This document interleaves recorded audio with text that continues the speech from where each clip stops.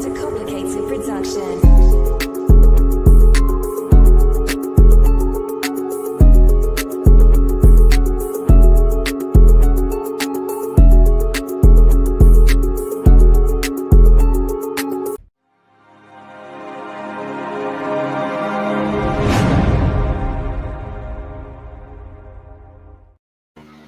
Yes, sir. Top of the top. Welcome to another edition of the Orange Juice and the Blunt for Breakfast morning show. 100%.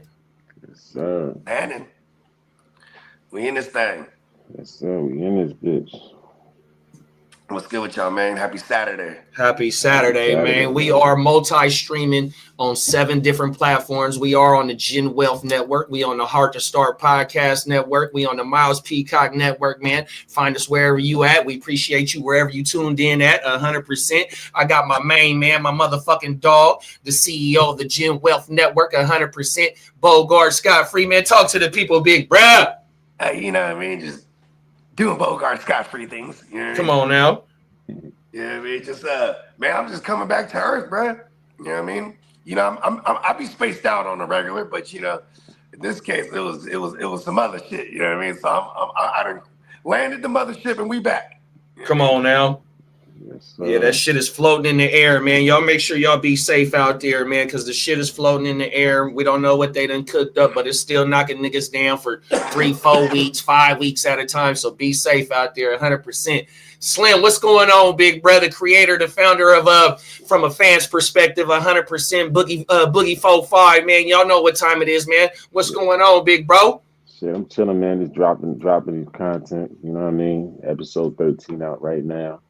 You know, I threw a couple shorts out there too. You know what I'm saying? So, you know, just working, grinding. You feel me? It's a nice day out. So, Beautiful out. Trying to soak it up. You know what I mean? Man, when the weather is beautiful and it's still, it's March 1st, you know, shout out to the March babies. I don't know what your sign is, but shout out to y'all. But when it's March out, you know, we Pisces, shout out to Mom Dukes, 100% the Pisces. My mom's birthday was last night or yesterday. You know, I was in the streets, went to go have a drink, met her at the bar, me, wifey, and a couple other relatives, met her at the bar, had a drink, got to moving, you know what I mean? But yeah, shout out to all the Pisces. But like how Slim said, and Slim on the East Coast, me and Bogey on the West Coast, it's a beautiful day out here. It's a beautiful day 5,000 miles away, 3,500 miles away. So, man, you know how we say when we end the show, we hope we made y'all laugh. We hope you made y'all smile. And we hope you make sure you tell somebody you love them, bro. Especially on a beautiful day like this. Get outside and enjoy that shit, man. 100%, bro. Facts. Top of the morning, Lee. What's going on here to the streets? Amen. Yes, sir. Oh, my mama. Happy birthday, mom. So everything. Yeah, happy birthday to Mom, dude. 100%, man. Birthday. Let's kick this shit off with the first one, man. I want to get some comedy in this shit, man. This shit came across my timeline. They calling this motherfucker the world's dumbest criminal. 100%. We'll see about that. Right. Let's see what these motherfuckers are talking about. 100%. Whataburger worker accused of We have new information on that Whataburger worker accused of stealing a customer's credit card info to pay her court fines. Police have given her a week to turn herself in, but they learned she has since fled the state. As Fox 5's Doug Evans reports, since her story hit the news, she wants a second chance to surrender. Sonoy police tell me that 25-year-old Alifa Sumter wants a do-over when it comes to turning herself in. The internet has already dubbed the Whataburger worker one of the dumbest criminals after she allegedly used stolen credit card information from a drive-through customer to pay her own court fines. Police say back in January, Sumter was working the drive-thru at this Noonan Whataburger. A customer reported to Sonoy police that his credit card information was used to pay $400 in fines at the Coweta County State Court Probation Office. Investigators say they simply searched whose fines got paid. They say it was Sumter, and her info revealed she worked at Whataburger. They asked the victim if he'd been to the burger joint. They say he said yes, he had. and he later picked her out of a lineup. Coweta County took out a warrant for probation violation. Sonoy police took out felony warrants for identity theft and credit card fraud. Keep in mind, Sumter's probation was just for misdemeanor pot possession, so things have escalated significantly. Authorities gave her until Friday to turn herself in, but they say she didn't. On Monday, they learned she'd skipped the state. After her story appeared on Fox 5 and on social media, seemingly everywhere, police say she contacted them, asking to turn herself in on Wednesday. She's taken quite a hammering on social media. She made a mistake. She's not an awful person, but obviously made a bad mistake, and hopefully she'll learn from it and move on. Am I confident she's going to turn herself in? No. But we'll see. She's on the lam. Yeah. I mean, Make a bad situation worse. for real. You know, you're digging a deep hole with like a little shovel too. You know what I mean? Just and just, you know, $400, and you know, you're working at Whataburger. You know, she initially got caught for some trees, so I'd imagine she spent a lot of money on weed too. I bet you a lot of her check goes to some weed. You know what I mean? Weed down there in Texas ain't cheap neither, because it's not like just Atlanta. They in Atlanta. Oh, Atlanta. Oh, yeah. Atlanta. They be having it out there. Come on. They definitely have it out there. We know the rallies, and we know some rallies out there. Yeah, man. Baby girl, and she, like Slim said, she made a situation even worse. You know what I mean? You didn't play with somebody's credit card to pay your court fees. 100. What the fuck were you thinking, bro? You took this man's who ordered a burger, a number 9 off the combo meal in your drive-thru. You done took this boy's information down. That'll be $409. Come on now, she didn't let old boy paying $409 for a number 9, bro. 100%, and then took the numbers, the credit card numbers, and used them at the court system. Like, really, bro? Like your transactions that you just made, it was gonna lead back to you. There's no way you're not getting caught for that. 100%, bro. So like you want federal now, right? You know, you fuck with the credit card fraud. That's federal, right? That's a federal offense. I would think so, unless it's under a certain amount of money. Yeah. But you know what's so crazy? That shit happened at one of my old job I used to work for back in the days, where these chicks was in the office taking orders over the phone, and they was furnishing their crib with stolen visas. And then one day, the D-Techs came in there and locked all their ass up. I was like, damn. Yeah. His name won't be said on this program, but one of my good buddies, he got like that working at the Macy's. You know what I mean? So he went shopping and they got his shit? No, like he worked at the Macy's. Oh. And then like he would just have fools come through with other woo-wops, and he would allow them to do their thing. You know what I mean? And then like, you know, he started getting greedy himself. You know what I mean? Just, you know what I mean? Coming through an extra dip and shit. But, you know, I guess that's also a form of like, don't shit where you sleep type of shit. You know what I mean? 100%. Yeah, I mean, we covered a story when we first kicked this show off, and this was one of the world's dumbest criminals.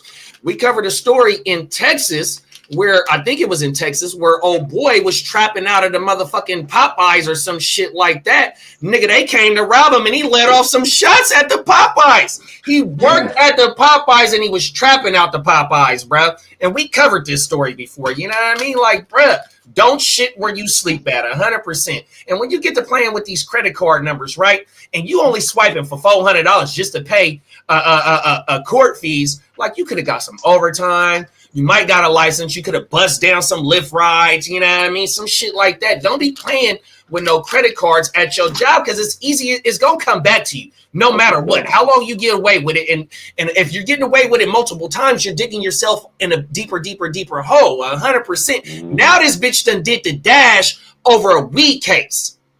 Like, bro, that's crazy. That's crazy. Oh, everything. Now you fleeing the state. You know, like, if you flee the state, that shit could turn federal. Is that right? Yeah, anytime that's what the feds do. Every time you commit a crime and you flee the state, it can turn federal. I mean, I don't know if they would waste their time with that, but yeah, you could definitely run that risk though. Oh yeah, no, they definitely gonna extradite her ass. Now I don't know if they gonna be sending U.S. Marshals and shit like that, but yeah, not over shit like that. That bride, the way that she move, she ain't getting no job or wherever she on the run at, and if she out the state 100%, no telling what she got, how much dough she got on her. She gonna make some type of mistake, and all she got to do, nigga, is be in the car or be somewhere where it's hot at, and they gonna be like, "Can I get your ID?" And it's a wrap. Oh yeah, we can see that you got a warrant out here in Atlanta for weed possession and credit card fraud. 100%. It's time for you to go. Oh, I mean, what's the plan though? Like, okay, you fled the state for some petty ass charges. Like, what's the plan? You know what I mean? What, you gonna live underground forever? I like, what's the plan? Ain't no plan. They said she asked for a second chance to turn herself in or some shit like that. You know what I mean? Baby girl, she never had a plan. You know what I mean? Once the weed case came, she panicked. I don't know if they're gonna send me to jail for 30 days for a 0.5 or whatever broad had. She might have had a couple of O's. I don't know. You know what I mean? Whatever type of charge it was, it's just a weed charge. 100%. They're not finna sit your ass down unless you've been trapping. You got caught with the scale on you. You had the thing on you. You had a few P's on you. Then you might got some action at some time. Some 6 months at the county. I don't know. But whatever it seemed like she was doing, it wasn't gonna be no time involved. Yeah, that was just making a bad situation worse. 100%, bro. Oh my mama. For sure. If you do like to relax with some flour, you know what I mean, do it in the right way. Be responsible. You know what I mean? I know some of these states are still they're not 420 friendly, you know what I mean? But still though, you come across the right officer and you talk to that motherfucker right, he might let you go. She might let you go with the weed. If not, they just gonna step on it, boom. Get you on your way. You know what I mean? This is fucking medicine, man. You shouldn't have to be worried about no major crimes when it comes to this medicine. And that's one thing about the federal government that they need to go ahead and fully legalize. We can't have marijuana on the same schedule as cocaine, opioids, and shit like that. You know what I mean? This is a fucking medicine. If we want to go a little bit deeper on this story, pause. You know what I mean? I don't take no motherfucking pills. 100%. I ain't took no medicine, nigga, since 2015, since my daddy had his motherfucking his heart attack and his fucking kidneys. I only got one kidney, y'all. So certain medicines could shut down my shit, fuck my shit up, right? So I took the motherfucking learn from experience or learn by sight, learn from other motherfuckers' mistakes, like my daddy mistake. And we didn't talk about on the podcast of why his shit got fucked up. And I choose not to do that. You know what I mean? So, and what I'm going through right now, nigga, I could be a pillhead if I wanted to, as much pain as I am. But I don't do that, bro. I'm strictly to the flower. So to double back, man, the government needs to realize, like, bruh, some motherfuckers really rely on this shit, bro. Yeah. Y'all remember Montel Williams? He got a cannabis club here in Sacramento. Yeah, like he said because he was a big proponent for the early cannabis movements, but on the CBD and the edible side of things, because that fool was just off them edibles all day, every day. What did he have? Now that I don't know what type of sickness he had. I can't remember what he had, but apparently the edibles is what got him through it. You know what I mean? Because edibles is a whole different game now. You know what I mean? Than actually consuming flour like by burning it. You know what I mean? When you eating that motherfucker, that shit goes straight to your bloodstream. Yeah. Now you're I had a thing with these edibles called Corova. Oh yeah, Cordova. Yo, that made me never mess with edibles again. Hey, you know what their slogan is? You can't eat it in reverse.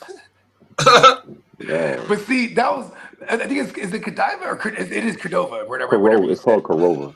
Corova, there you go. Mm-hmm. Yeah, that brand is some shit right there. Oh my god. Yeah, now because back in the days, you used to be able to get like a 500 milligram brownie or 1,000 milligram brownie. Now it's like you can only do 10 milligram per like serving. So they'll sell like bags of cookies now where each cookie. But then, I like that though, because then you can pace yourself, like go 10 milligrams at a time or whatever. You know never again. Yeah, I don't fuck with edibles. Yo, that shit had me high for 2 days. Yeah. Oh my mama. 2 to 3 days. Bro, I'm in the truck.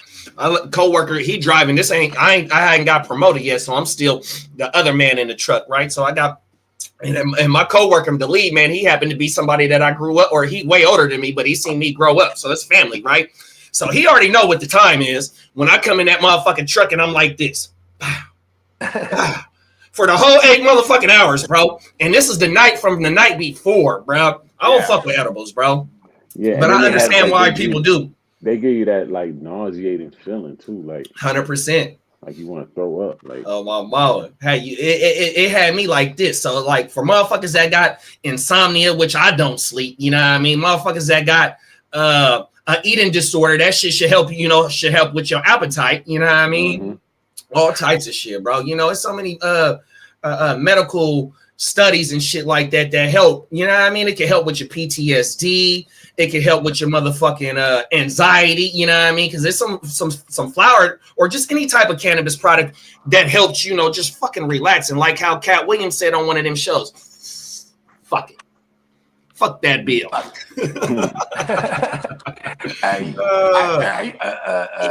I coined the term high hell when you eat too many edibles, because then you be in high hell. Man. I hate that shit. Oh no.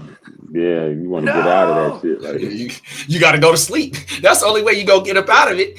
Not if you overate that shit. You gonna wake up high. Wake up high. Oh my! That's the overdose right there. That's how you overdose on the medication. Hey, that should be crazy. I'd be like, I don't think I can breathe. My girl's like, you're breathing right now. Like, oh, okay, word. So high. Oh my mom. I don't think I'm breathing. She's like, you're breathing right now. All right, word. Facts. Y'all got anything going out on this joint? Yeah, man, don't do stupid crimes.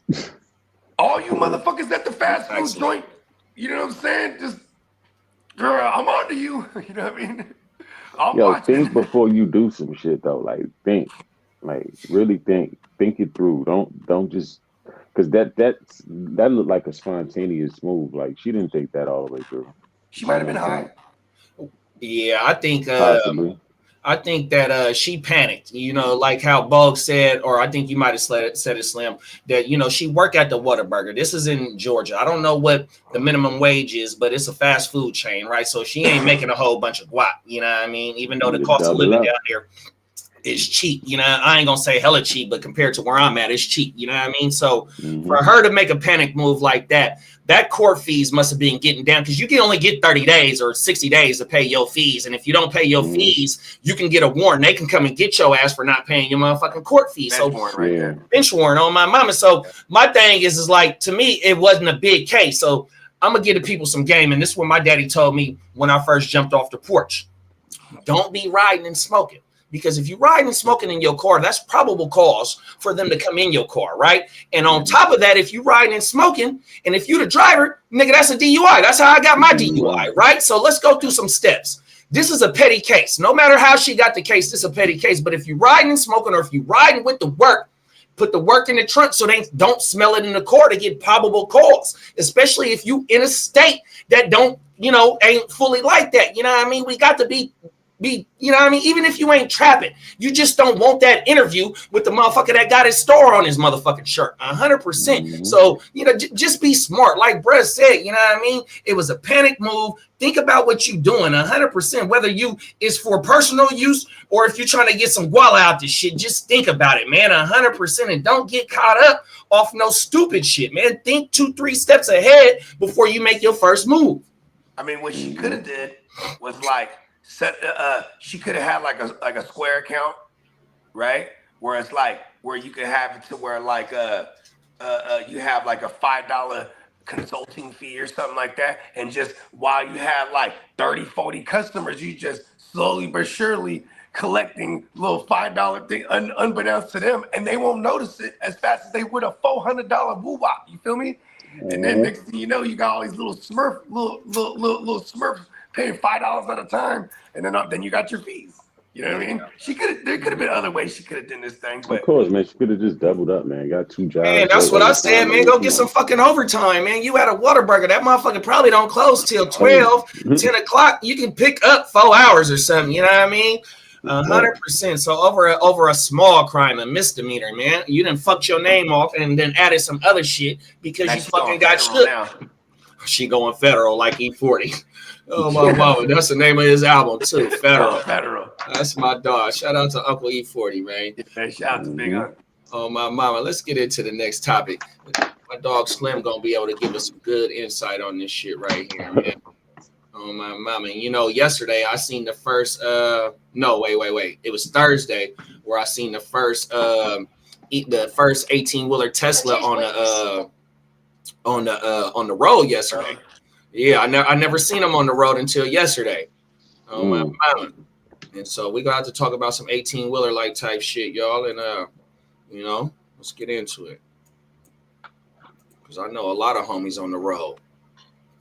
Oh my mama. Screen mass dealership. Buying a new truck in Massachusetts is difficult right now, and it's about to get a lot harder. See, truck dealers now need to follow a new rule and sell a certain amount of electric trucks. Dealers say the demand and the technology aren't ready. As WBC's Logan Hall learned, buyers will be caught in the middle. A lot full of trucks for sale, you won't find one from this year. We have customers coming in every day to order a new truck, and you know, the fact of the matter is, unless we have it on the lot today, we cannot order it. It's happening at dealers across the state, unable to sell new trucks because of a new requirement from the Healy administration that started this year. It states that 7% of new medium and heavy-duty truck sales must be electric vehicles. So once his inventory is gone, when these trucks are gone, it's it for Massachusetts. Vice President of the Peterbilt Stores New England Division, Matt Preston, says without long-range batteries and a lack of charging stations, there's just not a market to sell that many heavy-duty EV trucks. We really don't have the infrastructure in place to be able to accommodate that. Plus, we're very limited in the applications that we have for electric trucks, so it really restricts what we can do.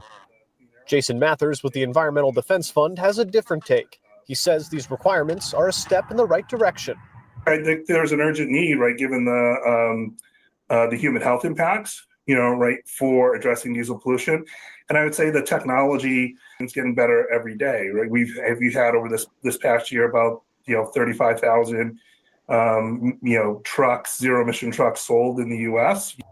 But from a business standpoint, Matt says his company can't take a loss on ordering electric trucks if customers won't buy them. We're not going to put ourselves in a position of deficit that we, 3 years down the road, that we have so many electric trucks to make up when we're really not sure where the technology is going at this point. Now, dealers actually tell me that they hope the state will reconsider their position on this matter because those long-term impacts on their business could be catastrophic. Matt tells me he's actually excited for the EV technology to get to a place. That shit crazy.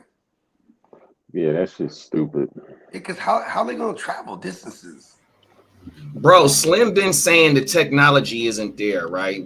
We've been talking about this EV shit for a long time, or for this whole for we almost a year to this show, and Slim been saying it. And then, in the state of California, they mandatory in this shit, right? They done banned all the motherfucking small engines. By 2040, they want nothing but EVs on the lots. They don't want no gas powered cars, but we got people in the Senate or in the legislature trying to reverse that shit. But like Slim said, the fucking technology, and at the end of that clip right there, bruh said that this eventually probably gonna hurt his business, bruh. Let's talk about this shit, man. Because first of all, it's three things. It's no infrastructure, so they need to be talking infrastructure before they start trying to be heavy-handed with these policies. You have no real infrastructure for it. Charging stations, mechanics. You've been saying all this too, bro. You're going out of state too. I would imagine a lot of these trucks, right? Like they're going in and out of state. Like look, the average Tesla takes 30 to 45 minutes to charge. So how long is it going to take for a semi to charge, which a battery is going to be way bigger than a Tesla? That's number two. Number three, there's not cost effective. You know what I mean? Because they said about, I guess I'm gonna just go off the Tesla Semi. They said that there's a 300-mile one and a 500-mile one. No, you need a 1,000-mile one, but a 500-mile one, and then you got to sit there. You got to get to an electric charging station, which after 500 miles, you be ready to shut down and go to sleep. That's a day. That's a day's. That's 8 hours right there. Yeah, that's a day's worth of work. So you be ready to shut down and go to sleep. And 8 hours, shit, it might be 9 to 10 depending on traffic. You know, everything, it varies. There it is. There, see. So and now you're only going about 55. You're supposed to only go 55. So it's like your average 500 miles is longer than somebody that's driving a regular car going 75. Right. Yeah. Then on top of that, it's not cost effective because the maintenance, like, you don't have mechanics that can work on that just as of yet. Diesel mechanics that can work on EV trucks just as of yet. So where you're gonna go to the dealership every time, like, and then that all depends on the type of warranty you have, because some costs are not covered under a powertrain warranty. Mm-hmm. You know what I mean? Like wear and tear parts. You know what I'm saying? And then we have trucks now that had back orders on shit because of COVID and shit like that. People are just bouncing back from that. So it's just stupid for these states to be heavy-handed with that, because it doesn't make any sense. You know what I mean? When you build an infrastructure, when you make fast chargers that can charge a truck in, let's say, 30 minutes or less, really I would say 20 charging stations. Because time is tight when you running like, say you over the road and you running a load. Time is tight. You don't have 45 minutes to sit there just charging a truck. Right. And then not to mention the other trucks that got to get charged. So you might need so now we're talking like a giant ass like Costco sized lot where you could have all these trucks charging simultaneously. Yeah. You know what I mean? And then you have to give the truck stops incentive to even build those in their stations, because now they have to expand and they have to make room for that. Which if they, they're only accommodated for what they have. Some truck stops are bigger than the others, but those are the ones that are like further out, like, in the middle America and stuff like that and down south. But, they have to make room for that, which is going to compromise parking, which parking is already a problem. There's not enough truck parking as it is. I mean, shit, that's an entire gig for somebody, right? Somebody just stands in the lot all day, moving trucks around and shit. Yeah. But so, it doesn't make any sense. And if I was him and they trying to be heavy-handed on it, you keep selling it, they tell you something, you're just gonna have to relocate. Yeah, for a state to mandate that they need to sell a certain amount of those trucks in order to order the gas-powered trucks is crazy. In that video, he said that was Massachusetts. Yep. Yeah. Boston. They was in Boston. They don't even have a lot of trucks. Electric cars. They don't even got a lot of truck stops. See, so we don't even want you sliding through Massachusetts. Like when you first get up to Boston itself doesn't have a lot of Boston itself. I haven't seen that one. I'm pretty sure there may be one, but Boston as a city is tight. You know what I mean? Traffic is crazy. You know what I'm saying? Like, I've been to Boston before. In that joint, you got to get in and out of there, and you can probably hit a station on the way back. But in Boston itself, I haven't seen them. They probably might be some, but I don't think they're plentiful because it's a tight city. Oh, my mama. In Boston, the electric vehicle. Get in the car. Oh, my mama. But hey, in that video, bruh said the dude that was for that law said that it was only 35,000 sold in the U.S. the year before, right? So 35,000 across 50 states, bro. And some of these states probably ain't even really trapping like that, buying shit like that, man. The motherfucker, that's not a lot of a unit sold across the nation. We probably got, you know, a whole bunch more of, I mean, there, you know, it's a matter of, it's a known fact that I've seen a guy that claims he has a truck. I don't know if he's capping or not, because some of these dudes, you know, they be online saying they doing this and that, and they really just trying to sell courses. And I ain't gonna give him no fame and nothing like that either. But he said, yeah, when the Tesla truck come out, you know, I'm gonna get me a Tesla truck. I'm already on the list for one. I said, yeah, but you run a small trucking company, and I don't even know if that's true, because I've never seen homie fleet, none of that. The man does everything besides trucking. But regardless, I said for a small fleet owner, that's not a plus. Top of the morning, huh? Because the money that you're gonna the money that you're gonna save in gas, you know what I mean, it's gonna clean you up in infrastructure, maintenance. You're not gonna be able. You're gonna have problems trying to get loads places because I'm running low on my battery and I can't get close to a charging station. So what's gonna happen? You're gonna make that driver's job a living hell. Yeah, because you're not driving the shit. And any owner operator out there, they know better than that. They know better than to buy some shit like that. Yeah.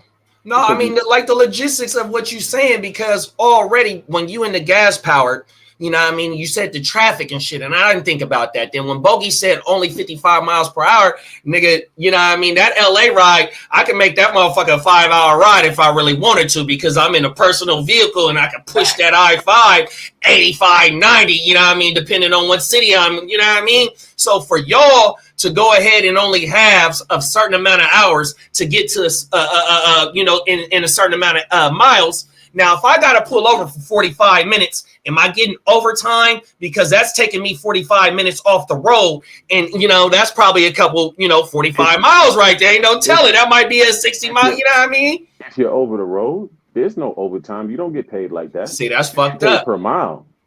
See, that's fucked up. See, we're going to have to never change pay that. Hourly to be over the road. Oh, okay. Yeah, because then traffic could have you fucked off.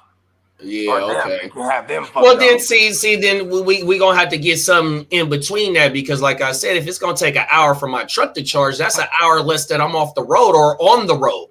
You know, I'm an hour behind. Now you're an hour behind. Oh my mama!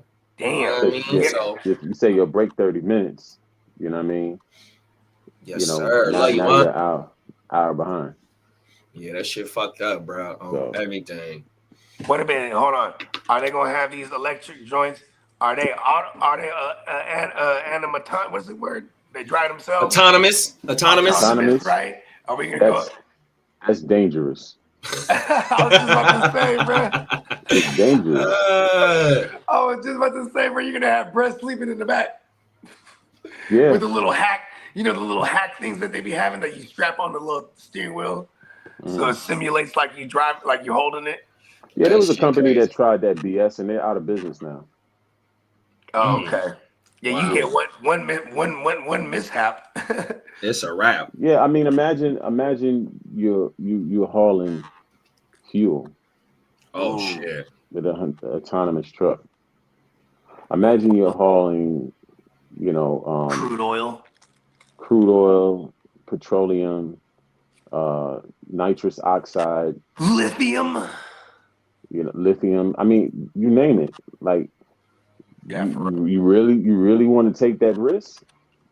First of all, your insurance going to be through the roof, and that's another thing with EVs. Your insurance is going to be through the roof. That is, yeah, because the way they're looking at it is, if somebody damages this truck, they're going to charge this is new, so they're going to charge an arm and a leg to fix this truck. Yeah, I was just about to say, you don't have there's no real second and third parties yet.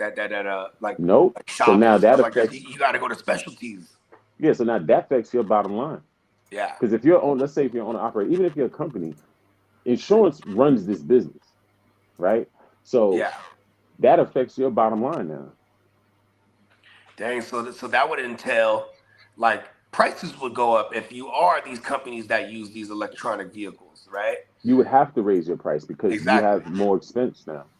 And then for a place like Boston, like you said, where they don't really have what do they call that, stations or whatnot, or yes, truck stops. Yard truck stops. There you go. Right. So like if they all of a sudden make it electronic, they kind of monopolize that little area of people that utilize their services. Like, hey, you don't have nobody else. You're gonna have to go call elsewhere to get it cheaper. You know what I mean? Yeah, and they will. Yeah. I mean, that's how businesses make money, right? You find the ways to save the money. The low overhead low and the profits high. So there you go. And the cool thing with them EVs is, right, it was supposed to be a story was supposed to cover, but I didn't throw that bitch in there.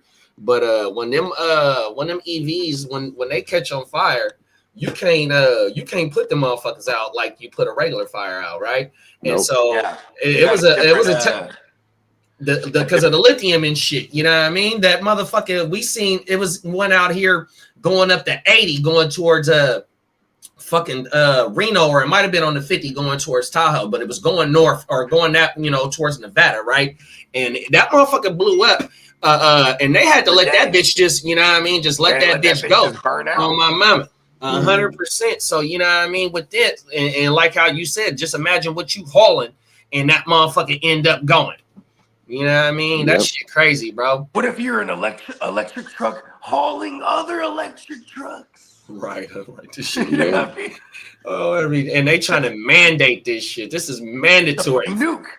Yeah, they need to. Well, what they need to do. Top of the morning, Peacock. Come together and what they need to do is come together and try to get that bill knocked down. Yeah, we got somebody out here trying to do it. Yeah, you're making the bills, but you're not in the business. You're not driving trucks. You're not doing none of that. You don't even understand nothing about the business, but you make a stupid ass bill like that. Yeah, that dude that was talking about it, he didn't sound like he was in no trucking too. Right, that motherfucker he just sits in his office and makes the laws for health purposes. Zero health purposes. Trucks. Okay, so let's convert. You ain't on no road. All right, so let's convert some of them plants to EV because they release the most toxins in the air. Period. Ooh, get them, Slim.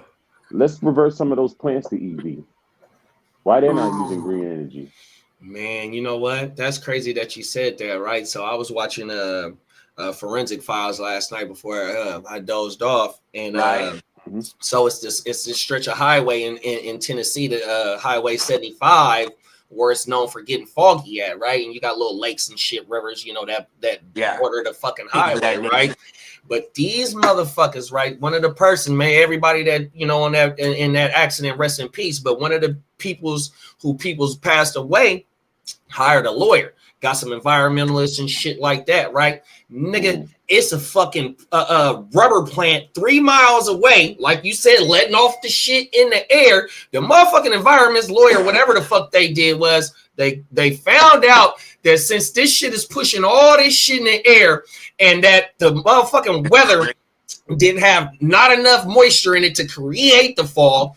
I didn't finish it because I dozed off, but what they was trying to put 2 and 2 together, and which they did, was that since the power plant was letting all that shit off, not the power plant, the tire plant was letting that shit in the air, they're the ones that caused the fall. So I'm pretty sure that they end up suing that plant, bro, and the state. 100%. December 11th, 1990. You can go pull this shit up right now.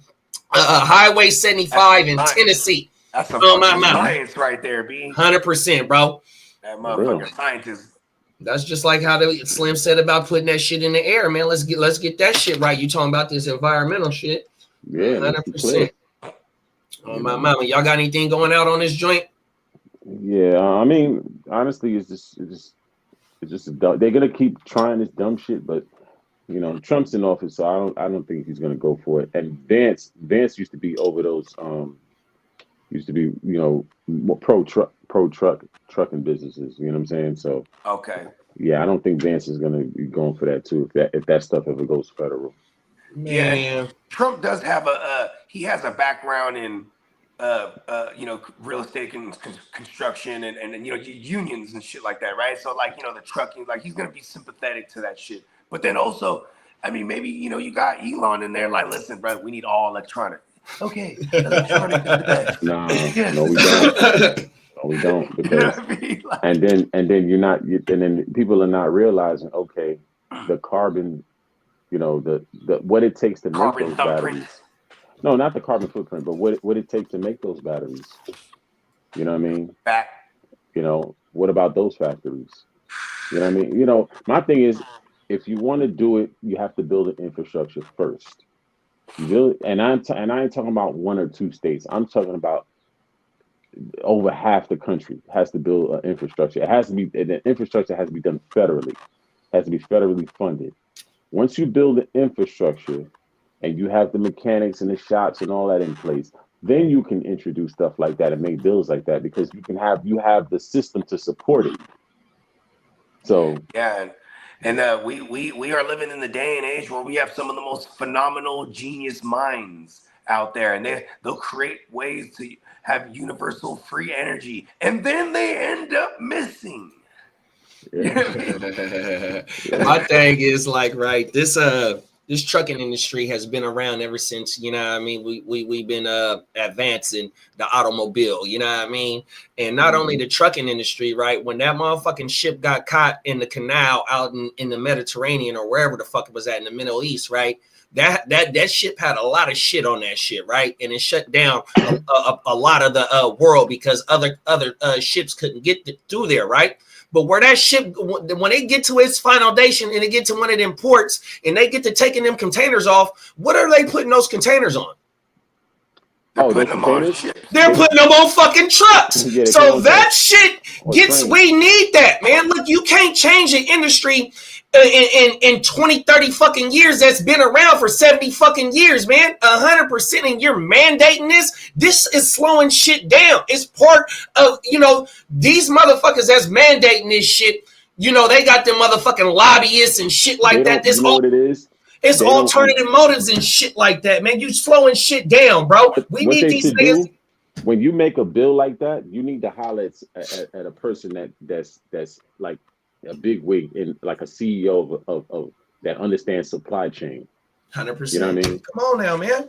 You know, because they can break it down. They can, you know, it's going to affect the supply chain. There it is, there, bro. On my mind. Facts. And that's what's pissing me off about it, because it like when I was just talking, like we was talking off camera about, you know, my little business, you know what I mean? And how this pertain to my business is you can't buy gas powered shit no more out here. Man, I don't want to be riding on my truck with hella batteries and woo-wop this and switching shit out woo-wop when I could just pour gas and you know what I mean? Come on now. This shit bullshit, but you know, that's a different show for a different day. Yeah. Oh, my mama. We have to go hybrid before we go fully electric.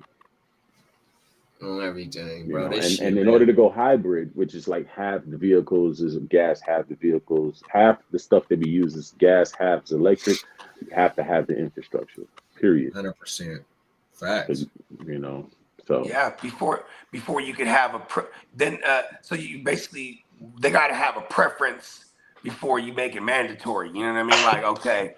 Because then you're gonna exclude most of the existing businesses right now, because it's not of the new way. All electronic is just not, that's unrealistic. Like, especially for these companies that travel distances, man. I chop it with Slim all the time. He's going from state to state damn near every night. You know what I mean? 100%. I got rallies. I got rallies on the motherfucking oil field in Dallas that own their own trucking company. He got multiple trucks, man, out there balling, bro. 100%. He back and forth. That motherfucker don't want no motherfucking Tesla truck. Oh, everything. 100%.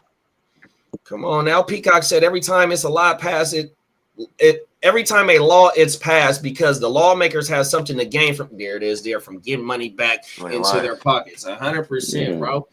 Oh my mama, man. Like I said, whenever the first semi came on the road, because, you know, 1940s, 50s, you know what I mean, shit started getting real federal like type, you know what I mean, because we got the 60s with the Lolos and shit like that, and you know what I mean.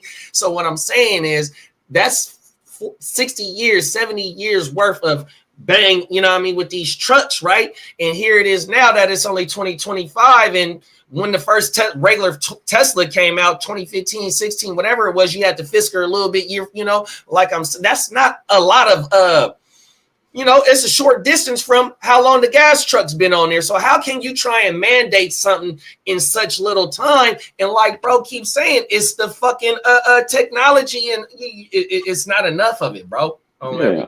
Shit, I mean, crazy, man. One last thing is that even if you look at Tesla, right?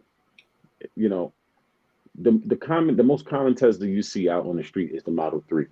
That's a small four-door, a small sedan, right? And then even with that, it would be more beneficial if you was a homeowner, because now you have a home charger. Yep. Unless you live in one of them fancy complexes that, has chargers already there. You know what I mean? So it's only a certain percentage of society that's even buying those cars.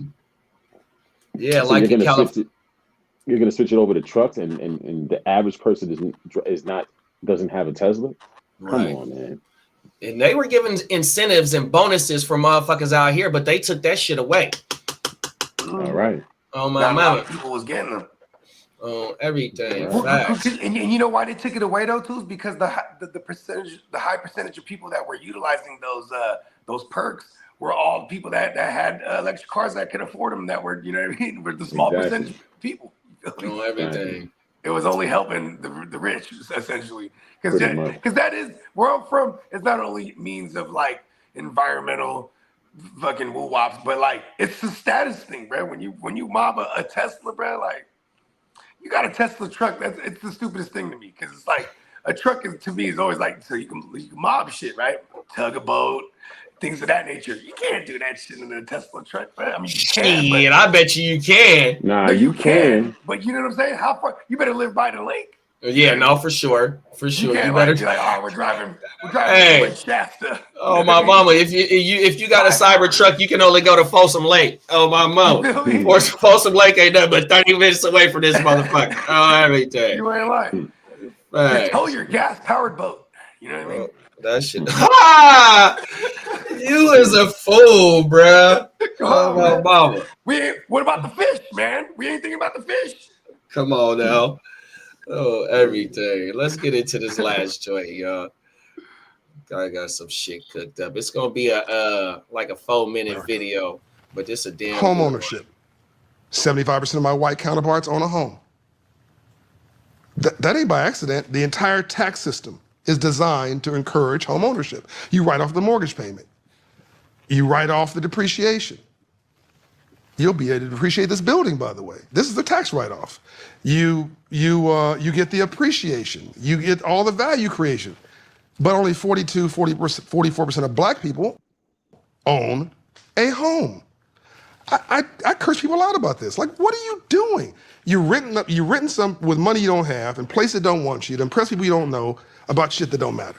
About this next story that are almost unheard of. 4 siblings and their spouses living in one home harmoniously on land purchased by their great-grandmother, a black woman, in the 1800s. Now, we first told you about it in 2017, and over the years, this may be the story I've been asked about most. I was out and about covering something else when I virtually caught up with Harvard grad, Houston consulting executive, and former Alvin Ailey dancer Reggie Van Lee, who built the house for himself and his sisters. The story behind this mansion is just about as stunning as the home itself. I built this house not just for my immediate family, but for my extended family, including friends. Reggie, so the story that I did with you got millions of views. Why do you think it struck a chord with so many people? And it just awakened in people the recognition that at the end of the day, all we really have is family, and that too many people, black people in particular, have given up family land. You arrive at the master suite on a separate side of the home. Notice this picture of Reggie with Rosa Parks, this one with President Clinton, and this photo with former First Lady Michelle Obama. When people saw my story, they said, we can do that. We should do that. You've lived at the family home with 3 of your sisters for how long? As you saw, the house is large enough so that when you really want to be by yourself, you can.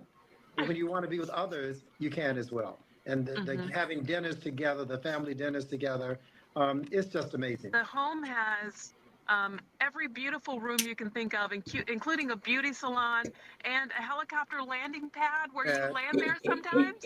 Exactly. It is an hour-and-a-half drive from the Intercontinental Airport out there, and it's a 35-minute helicopter ride. And the helicopter pad is right on the property. There's also a chapel in the house because we are a religious family. We use all the space. We have managed to have my 77-year-old sister who, when she was 76, got married for a second time. She and her now husband are both widowed. We held the wedding in the great room, 300 seated guests. And then this past year, in May, during Memorial Weekend, we celebrated the 125th anniversary of my great-grandmother purchasing that land. She bought the land in 1899. Now, what's going to happen with the land? You guys are having a big family meeting this weekend to talk about it, right? Exactly. So I wanted very much for this land and this house to stay in the family. And so in my will, it says that no family member lives in the house actually goes to the Texas Historical Society. It's not going to be a situation where Uncle Reggie dies. Talk about it. Everything and split the money up, especially in these times when there's so many forces of evil against us as people and against people coming together in love as opposed to being divisive. I think families should try to be the ones to send that message of togetherness. Boom. Oh, I forgot to remove the cap cut. But yeah, though, man, give me your thoughts on that shit, man. Okay, so what I wanted to know is was the point of the video the first part of the video? Like if we take it back, bruh told you the numbers of Black Americans who own ownership and the benefits of home ownership. 42% of Black Americans only own homes in the U.S. You know what I mean? Now, when we cut into this video, this guy is talking about how he's owned his own land or his family's land. He's the family done owned the land for 125 years. Great grandma bought it in 1899. So the point of the video is just home ownership. Whether you got a big ass piece of land or whether you just got a small piece of land and it's a 800 square foot home, but it's yours. Okay. Now we're talking about home ownership and generational wealth. That's what he gave an example of, right? 100%. All right. But the first place, and he also mentioned this, and I think that's the most important part of both videos, both parts of the video, right? Talk about it. When I go, okay, first of all, it's marriage, right? Now, when I go, like I've traveled to like other affluent neighborhoods and stuff like that. Most of those homes are 2-income households. Yeah. You know what I mean? So the thing is, the first key to generational wealth, it starts with marriage. That's why, and then if like in the Black community, the divorce rates are high, marriage rates are low. So that's why there's less people buying houses. You know what I mean? No, I disagree with that because it's 7%. When you got a 7% rate right now, and they making you drop 50,000, 100%, and then the inventory is so low right now because in California there's not enough houses 100%. You know what I mean? And part of another at the end of the video, bro was saying that we giving these houses away that we inheriting for pennies on the dollar because of the gentrification. That's what he was talking about at the end of the video. So, you know what I mean? And I see it through this whole community where I'm at. Even on my block, it's only 3 original families that still have their homes. You know what I mean? Whatever it is. I'm talking about the generation of where we're at right now. See, that's the thing is though, like the way that it is though, you know what I mean? We could talk about marriage all we want to, but some of us are buying homes by themselves. But what the federal government got it to where we can't buy it. There's been times to where you can buy a house on your own. Like I said, there's a program called NACA where I got qualified for a certain amount of money, and I didn't even have to put no money down. But where the area, let's see, hold on, I'm not done. The area that I qualified for, I didn't want to live in that area. Now, I wasn't thinking in my right mind, man, go ahead and get this property because in a year or two, you can put somebody in that. So what I'm saying is like, that was it was a damn good opportunity for me to go ahead and do that, which, like I said, I wasn't in my right mind. But if I was, bro, I'll be up 2 houses right now. All right, but this is the thing, like, because to have this conversation, I need to know some facts. I can't go off opinion. You know what I mean? So first thing is, what is the amount? What is the income for Black people in the 1%, 10%, 20%, and the 8 and the rest of the percentage? Like, well, I'm gonna tell you like this: my income qualified me enough. My income before I was in where I'm at right now, my income qualified me to buy a house by myself, 100%. Okay, and now when you're talking about a house, you're talking about you have property tax, you have insurance. Some people have PMI, especially when you use when you do the when you got an FHA loan. When you have an FHA loan, you will get PMI.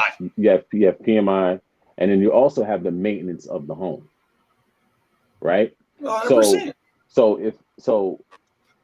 But Brad just said you can write off the depreciation. You can write off the depreciation. Let me land right here, right?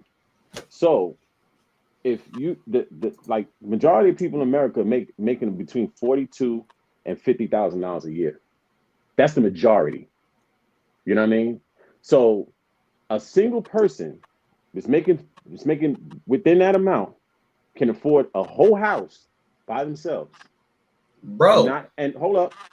And not to mention, a lot of them have kids. You know what I mean? And other expenses, car notes, school loans, if they went to school for whatever. You know what I'm saying? And not so that's piled on top of the maintenance of the house and whatever the expenses the house comes with. So can the majority of Black people that make an average salary afford an entire house with maintenance by themselves? 100%, easily. I don't agree with that. And it depends on where you live too, though. 100%. If you want to go, but look at my guy right here. My guy Peacock says it also depends on where you live. This guy in Texas, where you can easily scoop and buy land and homes, in my opinion, but you just gotta have the capital to do it. I think it's fairly easy in Texas, Tennessee. It just depends. You know what I mean? If I wasn't addicted to this California lifestyle, and California living is a real term, 100%, bro. If I wasn't addicted to it, I could go to Nevada right now. I could sell where I live at right now and go to Nevada. I can go to Arizona easily, even though the property taxes is going to be a little bit more, 100%. But I can, if I wasn't in my health state, I can go to any state, bro, and go get it, 100%.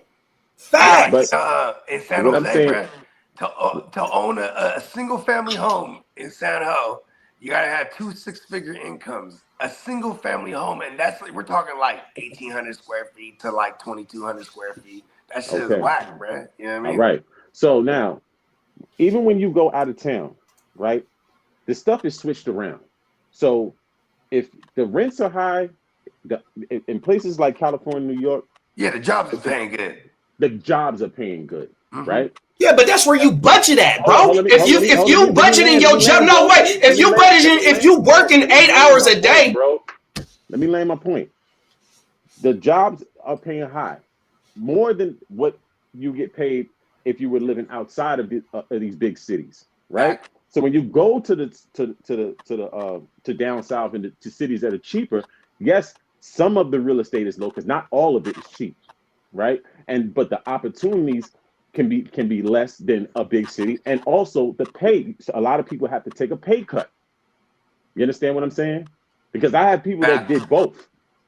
You know what I mean? Yeah, like when we moved out here, you know, it's 2 hours out the bay, and you know, part of it when moving out here is my girl's a nurse. She was like, you know, we had to make sure she get the bay rate, because you know what I mean. We ain't finna just move out and then chop it down. The lifestyle chop. We're moving out here so we can have our lifestyle and own shit. You know what I mean? I mean, own what shit I'm saying, has been the campaign slogan. You know what I mean? And that shit took damn near a decade to get to get to the point where we can even get in the position. And there it is. There with you with the partnership, because like me and my girl, we're not married legally, but at the same time too, we were even advised not to.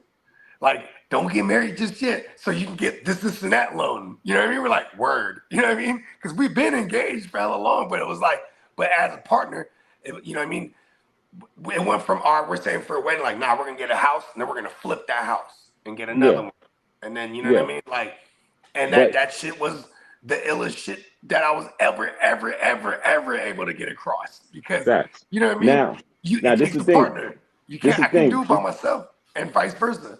This is the thing that I'm trying to get to, right? All right. So now, how many single people that make an average salary can comfortably afford a house without, you know, and that means that after all their bills are paid, they have money left over to save, to invest, to take trips, to do stuff, to, you know, and we're not even talking with kids. We're talking about by yourself. You might be able to pull it off by yourself, but it's going to be tight. I mean, when we first copped the houses, bro, we're over here eating top ramen. You feel me? There you go. And it was the same thing for my peoples. You know what I'm saying? But would you rather own the house, or would you rather be paying rent right now? I mean, it depends. I'd rather own. It depends. Obviously. It depends. Because listen, for me, I did too. If you asking me I spent personally, over $250,000 on rent. Just knowing that number figure pisses me off. It was like, enough is enough. You know what I mean? Yeah, but my thing is, for me, it depends, because me, a house is not an asset if you're living in it. It's only an asset once you sell it and you make profit on it. So it's another bill. You understand what I'm saying? Yeah. It's instead of rent, it's mortgage. Exactly. You feel me? Not to mention, you're responsible for every single thing as opposed to renting.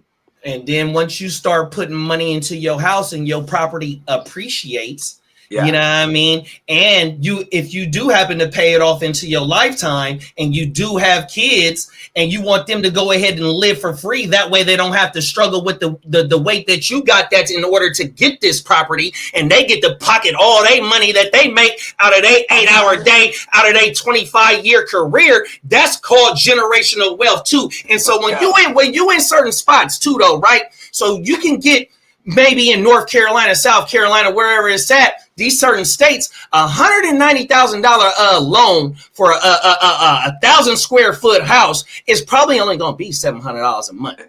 Yeah, but where are you living at? Are you accessible to anything?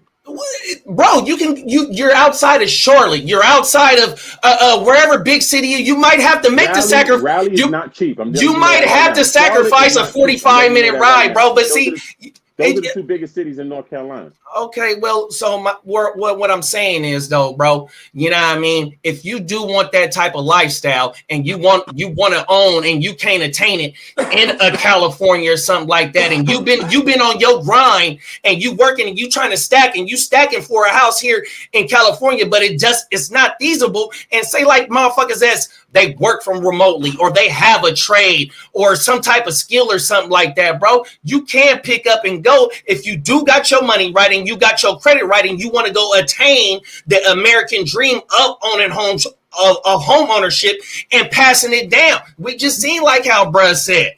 But you know what I mean? But this I mean, is for thing, me, the right? irony is like when I kept having more kids, I was like, all right, I need a bigger place to put these kids. You know what I mean?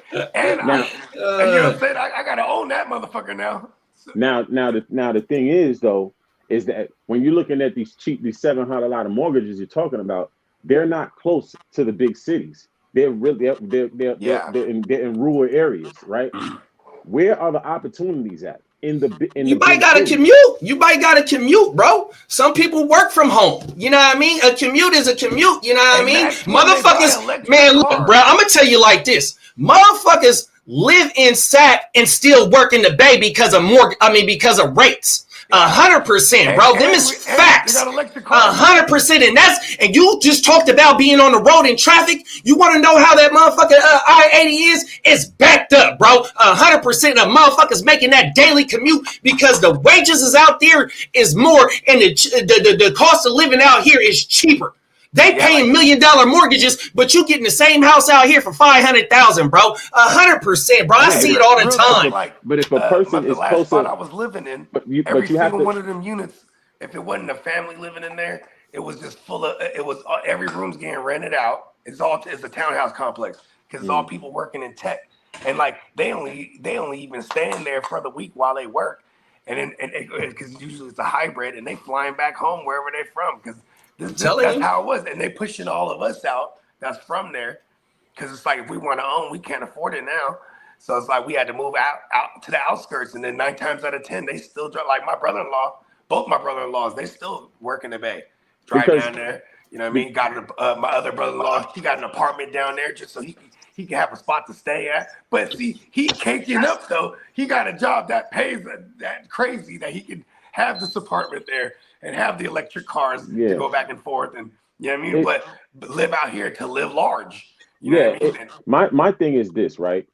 It all depends on what you're doing, because Tony Yayo and Vlad had the same exact conversation last week, and Vlad was like, "Yeah, he paid $180,000. He was living in some fly shit, but he rented for a minute before he bought a house." And he said, "Why? Because I'm closer to the opportunities that pay my business, that help me build my business." Yeah, so he bought out in LA and he bought out in New York. I can't be way out in the boondocks, and I got to be here at a certain time, and I got to do business here all day or 5 days a week. You see what I'm saying? So it all depends on your situation. And he said the way I offset the cost is the money that I put a lot of my money in stocks. If investment accounts can outperform a person having a single family home any day of the week. Fact. As far as the growth, you understand what I'm saying? Yeah, because the market for the housing that shit is what's fucking it up right now. That's what I said. It's a 7% rate, and there's not enough inventory. 100%. That's why they doing that. And then see, the local government says when you can and you can't build. 100%. And then let's talk about the video in my situation. Y'all already know what I'm talking about. Where I'm at right here. Yeah. It got a shitter. It got a tub, it got a shower, and it got a sink right here. Y'all know what I want to do with it. Right behind me, y'all know what I want to do with it. Even though my property ain't as big as the video that we just seen, but y'all know what I want to do with it. I want to have multiple livable quarters on my property for my peoples, bro. 100%. That's my thing, you know what I mean? So that's what registered with me. You know, this house been in, my grandma bought this house in 1958. Let's do the math. We in 2025, bro. It got passed down 3 generations. Let me ask you a question. When your grandmother bought the house, was she married? Nope. So she bought her and grandpa wasn't together. She bought this motherfucker on her own. She worked at the aviation center at McCullough Air Force Base, bro. Grandma did her thing. And what year are we talking about? Inflation. You can do the math. If the house was 50,000 then, let's do the inflation. I don't know the numbers. 50,000, 60,000, $50,000 now. But let's do what the money was in 58 until now. You can calculate what $50,000 was to what it is now, bro. And with the inflation rate, you can do that. Let me do the bogey thing. That's about $2 million. I'm gonna say this. There's not too many single people 50,000 then with average incomes that's affording a whole house with all expenses by themselves. You know what I mean? There's a program called NACA. If you go do your homework, there's first-time buyer programs that help certain motherfuckers. NACA help people in the fucking hood to keep their houses from re-gentrification. 100% gotta slide you in there. Yeah, but at the end of the day, what is NACA exactly doing for those people? They're helping you buy the house for nothing. So you buy the house for nothing? Not technically nothing, but you get in there. You get in there based on. They get you in there based on your income.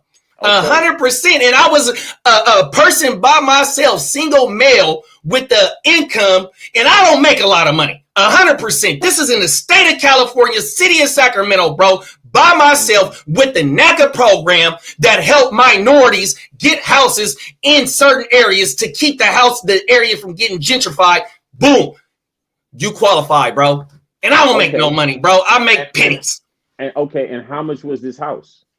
Bro, it wasn't a house. I got qualified for a certain amount of money, which it was only 2 areas in the city of Sacramento where the money that I got qualified for, I didn't want to live in them areas. 100%, bro. It wasn't. It was a certain couple $100,000, bro. 100%. I just ain't finna. And that's the case for most people. You know what I'm saying? As far as them having an average income and wanting to get a house. You don't want to get a house in the same hood that you grew up in, or any hood. Whoa. You know what I mean? That's not a true statement. That's not a true statement. Most people that bust their ass that work, that's going to take that sacrifice of a 30-year loan, do not want to live in the ghetto. Let's be serious here. Unless they only require you to live in the house for a year. Okay. They only require you to live in the house for 1 year. And there's going to be somebody that needs to rent the house no matter what time of the day, what time of the year, no matter what month of the year. Somebody's looking to rent a house right now, and you only got to live in it for 1 year, and you getting a house on the low. And when it comes to rent, you set the standard of what the rent is at your property, bro. Come on, man. But there's something called comps. You can't just put the rent at whatever and think it's going to get rent. Bro, you rent a house. That's the average mortgage or the average rent around the entire area. So if you're renting $500 or $200 or $300 more than that, that makes it a lot harder for you to rent that place. And second of all, is that if you have an average income, you're going to rent the house out. Then you're going to do what? You're going to take out another mortgage, right? To go get another house. Exactly. Okay, so now come on now, bro. Come on, man. So now you got somebody paying. You're not paying for 2 houses because you got somebody in the house that's paying the mortgage, the property taxes, all that, bro. You're not paying that. That's what's in the set price. You have to make sure that rent is within the comps, though. And that's, bro. But that you're not. If it's 20 houses on this block and they all renting for $1,000 a month, and you say I want $1,700 in the same area, how many people do you think are going to flock to your place to rent your place out? Bro, if you got your mortgage at a certain amount to where the rent, because the rent, if you got your credit straight and all that shit, your mortgage is not going to be what rent levels is, bro. If you get into the right deal, bro. It also depends on how much. But at the same time, 100%. You have to make profit. But on a first time buyer, and you got the programs, your down payment. Debt to income ratio. Okay, so if you get in this house and you barely pay nothing, you're definitely going for a 30-year loan. That's fine. Okay, so now you have to make profit with your rent because that house comes with expenses. It's not just the rent you're paying for. Yeah, I know that. If it needs a new roof, you're paying for the homeowner's insurance, new walls, new this, new that, you have to have the money for that. Something breaks, pipe busts, boiler busts, you have to have money for that. So if you're not making no profit off of that house, yeah, I mean, you do get to write a lot of that off, or not completely, but you know what I mean. You get percentages, and that just depends on what type of mortgage. Writing something off lowers your tax liability, but they do not take it out dollar for dollar. No. Just because you wrote $1,500 off doesn't mean you get $1,500 less on your taxes. They do not do dollar for dollar. You have to look up the rate, but they do not do dollar for dollar. Never. So at the end of the day, like I said, when you're talking about a single person with an average income, you're skating on thin ice.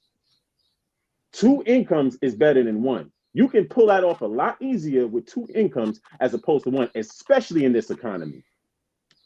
Yeah, I mean, like it's unfortunate that it's so expensive in the Bay, bro. Because I would love to live there. Because more importantly, I would love to own there because the rent is so crazy and it's guaranteed. You know what I mean? Like people are in and out that motherfucker because the tech mecca. You know what I mean? Yeah, 100%. But and then you got to look at it like this too. Like when COVID happened, a lot of people was leaving these big cities and going to places down south, like Texas, going to Austin, Florida. You know what I'm saying? Some places in North Carolina. So what you think North Carolina and them places down south doing? They're starting to raise their shit up. Yep. Yeah, but if you lived in California and you worked in tech, you can afford to live anywhere you want to because you work remotely and you getting six figures. Come on, bro. That's one career. I mean, that's a fact. How many people? That's a fact, bro. How many people in this country make six figures? Bro, we just talked about a certain industry. You just said the people from California going to going east and down south, bro. And them is people that's coming from the tech industry, bro. When COVID hit, they can pick and choose wherever they want to, bro. But I'm talking about the majority, not the minority. Yeah. The average income, the 48%. The 42%. Right. 40%. Oh no, what it is so only 42% of Black Americans own houses. So the other 58. The other 58, right. Yeah. Oh my mama. So and like I said, if you're making $40,000 a year as a single person, right? You only have that as buying power. But if it's two people making 40 and 40, you have $80,000 buying power. Now you can afford more, or you can get that house that you would be skating on thin ice with as a single person. Now you can actually comfortably afford that with a two-income household. Shout out to the couples. Oh, everything. It doesn't make mathematical sense to make $40,000 a year and take on a mortgage, and you have other expenses outside of that mortgage and whatever that house brings. Yeah. So I'm not gonna have no car note because I'm not worried about no car. So I'm riding in the bucket. That's the reality. I understand that, and you can pick and choose if you want a car or you want a house. Don't go buy an $80,000 car before you go buy a house. There's just certain mentalities. Take away the car loan. What about a school loan? Well, I mean, people went to school. College. You go to school to hopefully get a job that outpay, to where you can outpay that. I'm not an educated motherfucker. You can hear the way that I talk. You can hear it in the way that I talk that I didn't go to college. I have a 10th grade education. That's the last grade that I completed. But I do have a 25-year career. I have a 25-year career of where I work at, 100%, bro. That's all I'm saying. So, it's certain sacrifices, that if you want the house or you want the car, you're going to stack 50 to go buy a $70,000 car. Hey, that's fine. That's what you want to do. You do your thing. But if you want to stack 50 to go get a house by yourself, hey, man, look, however you want to do it, I'm on the end of, look, I inherit the home. I'm trying everything that I can to keep this motherfucker in my family for the next 60 years. And I'm just trying to, promote that myself because I think that's where it's at, bro. Yeah, I know. I get it. You know what I'm saying? But it's just like people have to think realistically because not just Black people, a single person, no matter what race they are, if they're an average earning person, they're not comfortably affording a mortgage. That's why I live with with a roommate or something, bro. You know what I mean? We just seen, bro. Comfortable living with roommates. Well, but what I'm saying, but see, that's the thing. You got to do something in order to get what you want. We just seen, bruh say he got his whole motherfucking family there. You know what I mean? There's multiple cultures that still allow your 25-year-old son to live there while he going to school so he can stack his chalup to go buy a house. It's so many cultures, Indians, Asians, the essays, you know what I mean? Shout out to all them, bro. A lot of us don't like living with each other to stack the dough, to make the mortgage or the rent cheaper. That way we still stacking, bro. That's one thing that I do see. That's why in that video, that guy underlined marriage and togetherness because it's two income. The way you raise that number is by two income households. There's not too many single people that's going and taking a whole mortgage on their back by themselves. You know what's a fairy tale, Slim? A fairy tale is like the American way. The man works, the woman stays home, takes care of the family. You know what I mean? Everybody's on their grind. Hey, my son, he had a picture there yesterday. So he was fitted, you know what I mean? Had the button up. I'm like, look at you. You ready to go get a job, aren't you? You know what I mean? Because sooner than later, things pulling his weight around here too. 100%. Everybody got to get it. Facts. Yeah. I was my dad's first employee. I was just telling wifey the other day, like, right? He giving me $200 a month just to work one Saturday 4 times. You know what I mean? 4 Saturdays in a month. All I'm doing coming out Saturday. But it really wasn't about me doing the work. It was about him showing me how to get up and be consistent. When I get 15, I work for the city of the Sacramento, bro. Going into my 9th grade year that summer. Bro, 5 days a week, had to be up at 6. Job started at 8. We off at 2:30, bro. A 6-hour job for the summertime, right? I told wifey that's one of the first years that I buy all my school clothes, and I was stupid fit, right? So I'm learning how to get up and have a job 100%. You know what I mean? So that's what I'm saying. Sometimes, like how you said about the stocks and shit, right? We talked about it a few weeks ago. You know, if we teach our youngins to start putting into the stocks and bonds and fucking maybe some crypto, whatever it is, some type of asset that does appreciate, if you do it young, by the time you 40, and if it's growing 5-7%, because some of these motherfucking ETFs do that. Some of these mutual funds do that. You can go do your homework in 20 years, 25 years at a $50 a month or $50 a check or something like that. That could be easily a $200,000 piece that you got tucked off. You know what I mean? And like I said, I got a 25-year career. It didn't take me to about 12 years into my shit to realize that. So if we teaching our youngsters at 20 years old to do that, just look where they'll be better off. They could do the same thing with stocks. That's what I just said. Everything. If they get in it at an early age, they could. Yeah, that's what I'm saying. But what buy what SMCI right now. But what I'm saying is this: if you're not living in, because there's places. I mean, you could probably live dumb cheap in Wyoming. But what is in Wyoming? Nothing. You know what I'm saying? Like, Arizona is beautiful and it's cheap. Arizona beautiful, Texas beautiful, Louisiana beautiful, Mississippi beautiful. Yeah. It just depends. Georgia is beautiful, Alabama is beautiful, Florida, depending on where you at. Then if you want to get a little bit up, you got Tennessee, you got Ohio. You know what I mean? It ain't beautiful. I'm just glad I own it. When you like I said, as far as facts, like, look up like what's the average mortgage of in America, just an entire 50 states. What is the average? They have a number. I bet you it's like less than a band. If it's less than a band, that's beautiful. The reason I'm saying that is because there's so many little pockets that is dummy like cheap. You know what I mean? You could Google it real quick. I'm on my phone right now. What you say? Google what? The average mortgage in America. Let me see. Yeah, because I try to open up my computer, but it'll snatch my headphones. So it's like Cali and New York is expensive. So like I think we're gonna raise the averages. Yeah, that's not the majority of the country. So exactly, that's what I'm saying. I think it's less than a band. There's only like 5, I think 5 or 6 big cities. The rest of them, so.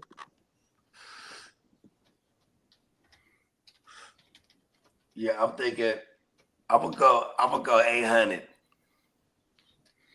I mean, I don't know. I just like to. If I had to guess, I probably. If it's a game and I'm trying to win it. If I had to guess, I'd probably say like 12, 1,000, 1,200. You know what I'm saying?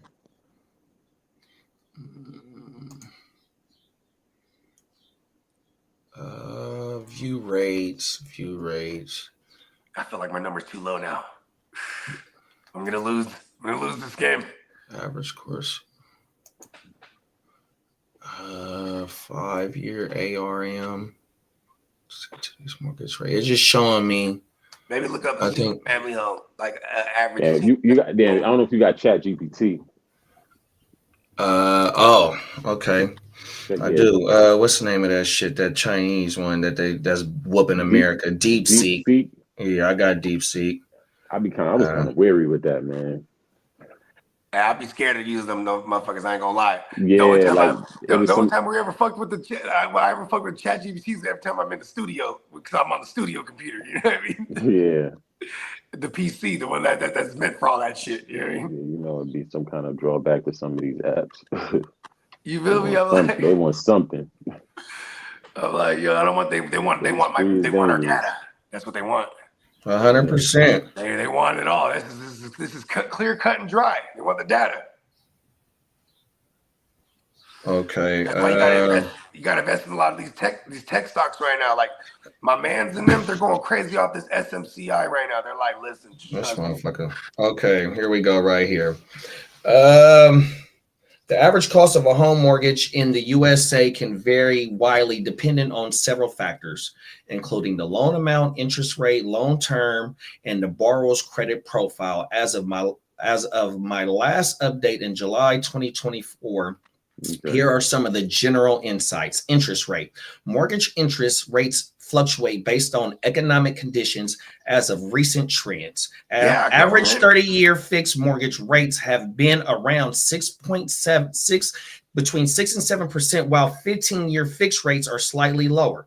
Monthly payments. For a typical 30-year fixed mortgage, the average monthly payment can range from $1,500 to $2,500, depending on the loan amount and interest rate. For example, a $300,000 mortgage rate at 6.5 interest rate would result in a monthly payment of $1,896. So then they're $1,900.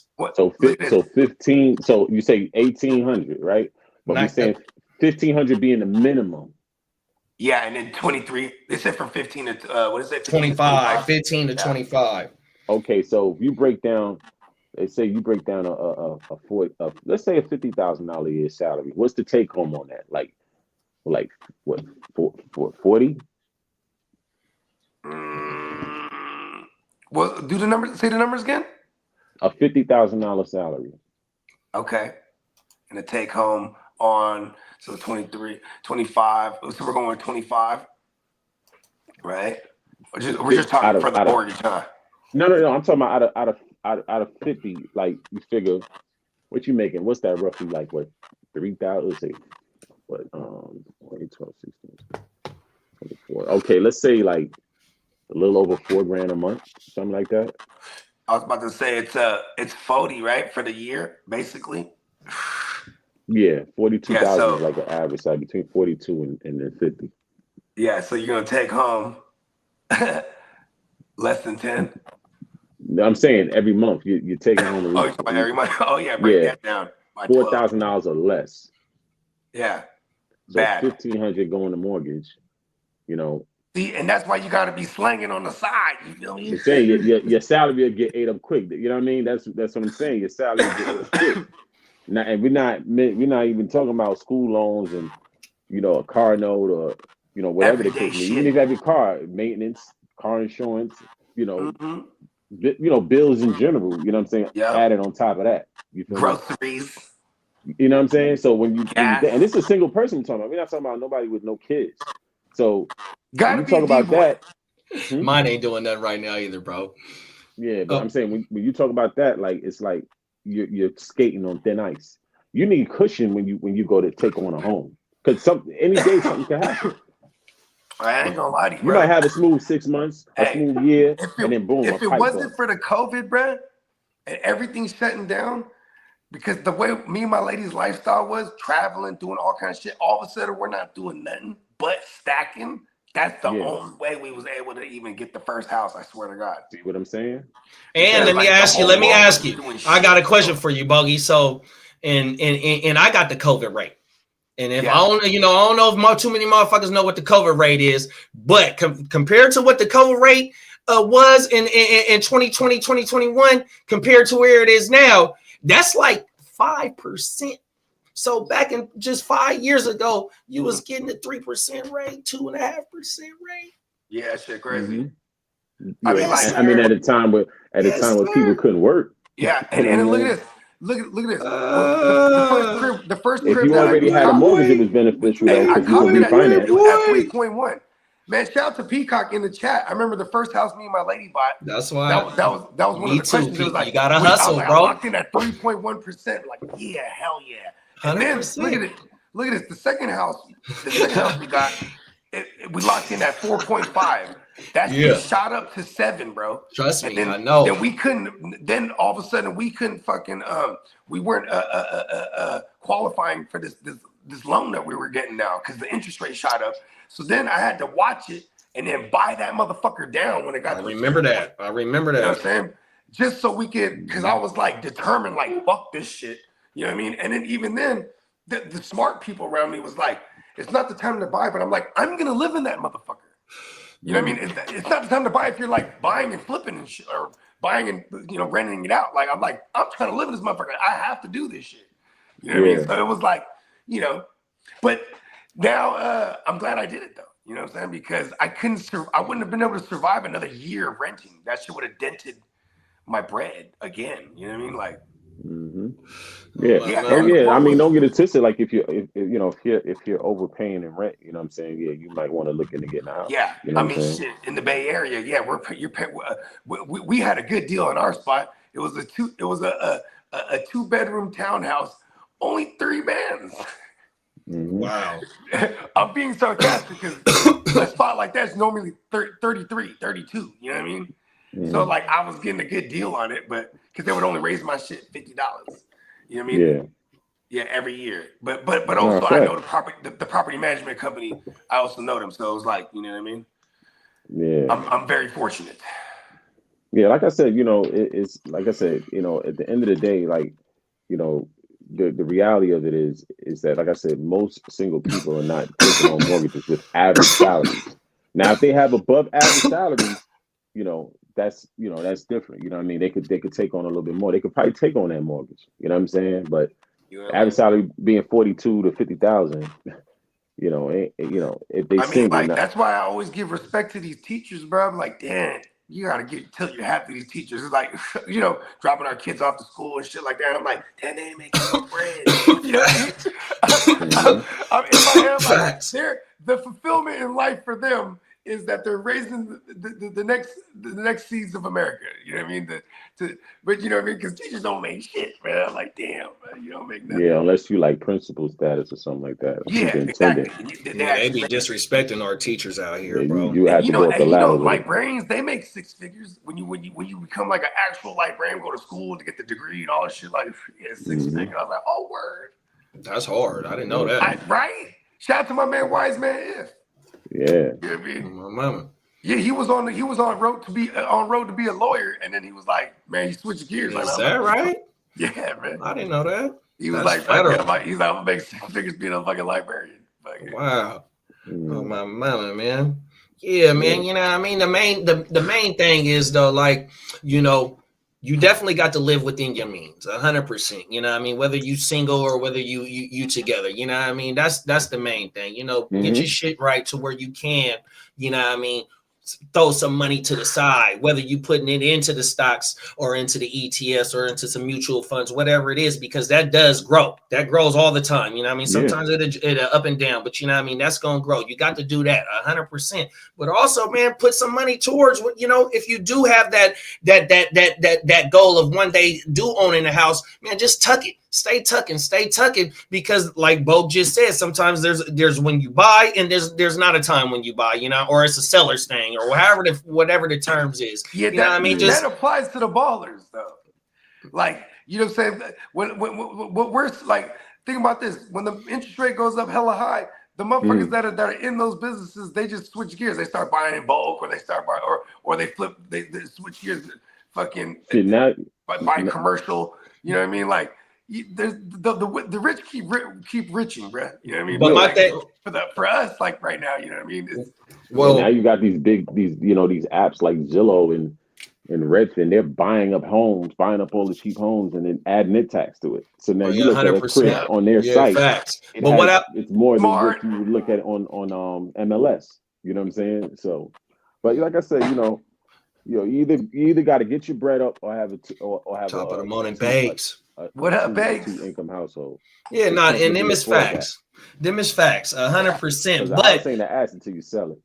And my thing is, before you get the opportunity, you got to have the preparation, 100%. You know what I mean? So preparation also means saving. You know what I mean? So it might take you 10. 100%. That's why my motherfucking loan rate was so great, because I had the credit at that time, 100%. And my, you know what I mean, opportunity, that's a you know, with the when the opportunity came, by me preparing for the opportunity, not knowing what it was going to come, because like I said, I inherited, you know what I mean, and we talked about it before, Slim, on the pod. Some motherfuckers is ready when, you know what I mean, for when it happened. You know what I'm talking. We talked about this shit before. Some family members is ready, and some family members ain't ready when the opportunity does present itself. You know what I mean? So you know what I mean? Individually, you know, there's gonna, of course, there's gonna be people that's gonna be ready for that, you know, that could do that. But when I was speaking as far as the greater percentage of the country. No, you know 100%. You know, 100%. And it is hard out here for us, though. You know what I mean? The jobs, you know what I mean? The jobs is hard. Some motherfuckers is working 2 jobs just to get one income by themselves. You know what I mean? Or you is a double, two people, you know, husband, wife, boyfriend, girlfriend, whatever y'all is, that is both getting the dough. You know what I mean? It is shit like that, but you know what I mean? It's still hard for a two income household. You know what I mean? It is hard, bro. It's super hard right now. For one person, you know what I'm saying, trying to pull that off, and they you know, their salary is average. You know what I'm saying? Yeah, like, it is hard. And that's 80% of the country. This is how I would do it too, though. Let's hypothetically speak real quick, right? So, like, if I was that cat, right, I'm definitely renting a couple of them rooms out, right? You know what I'm saying? Yeah, I guess that's where I'm at. And I'm slanging on the side. You feel me? Yeah, no, 100%. You know what I mean? I rent the rooms out to some tech motherfuckers that's gonna pay the fucking $1,200 for a room, because that's how much it be for real though. Sometimes, you know what I'm saying? Like, Man, like a band. Shit, it's more than that, because they paying $1,200 for a bed out here. Man, look, bro, they got 3 beds, and a bed is 3 beds, 2 beds in one room, and each motherfucker paying $1,000 for that bed. Let's go. Oh my mama. Hey, we got a bed. I know motherfuckers that's trapping like that with these houses. Yeah, no, for sure. Oh my mama. Yeah, man. You know, preparation meets opportunity. You know what I mean? That just means saving. You know, 100%. And I know it's hard. You know what I mean? I know it's hard out here. Sometimes the solution is you just got to make more money. Yeah. You know what I mean? And like, I mean, you got to change the lifestyle up too. Because I'm telling you, like, that's the blessing that came with COVID for in my personal life. Because like, we didn't do anything. You know what I mean? And you start to realize how much you like. We had years of not doing shit. Like, cause you know what I'm saying? Like, especially because like, even when this shit started to lightweight open up, we was still on that hype. I was like, fuck that. You know what I mean? We lamping because we was already in that mode where we stacking, bro. We're not doing nothing. Like, you go on a vacation with six of us at the time. A vacation is gonna be like it's racks, bro. Now, and we did multiple vacations. Now, all of a sudden, we ain't doing none of that. You know what I mean? All we doing is grocery shopping and Costco in it. You know what I'm saying? And we had everything on sketchy once a month. Once a month, basically, for the Costco run. You know what I mean? And it was just like we had it down packed, and we was stacking, bro. But see that, and just, like you said, takes a partnership, and the motherfucker is goddamn. Also, too, for me personally, like, you know what I mean? I ain't spending nothing on weed because when I'm living in the Bay, I'm working the business, so it's just like I just had it all day. You know what I mean? I was saving money in every way. Stop shopping. Shopping was the one. Yeah. Shopping used to kill us, man. You used to go to the mall. Like, we used to just go to the mall to eat, and then it's like, all right, let's go to this. I'm gonna go to the hat store. I'm gonna go to I'm gonna go buy some shoes. You know what I mean? Yeah, my mama. Peacock said, I was in Frisco in 2019 and saw an apartment on the street going for $1,600. It was a 1 bed, 1 bath, no pets, no parking. Oh, everything. Facts. That's what I'm in right now, 100%. Hey, that's one of the ones too. You the door is on the sidewalk. Oh my mama. Open right up to motherfucking Mission Avenue. Oh, everything. That shit is crazy. Oh my mama. Let the people know what you got going now, Slim. Yeah, you catch me at from a fan's perspective on YouTube. New episode dropping this week. So, you know, well, next week, you know what I mean? It'll be doing it this week. But yeah, I'll be on there grinding, putting that work in, you know what I mean? So pull up on me, holla at me. You know what I'm saying? Boogie Vision on Instagram and even on YouTube. But like I said, if you want to search Fans Perspective first. They come up faster. You feel me?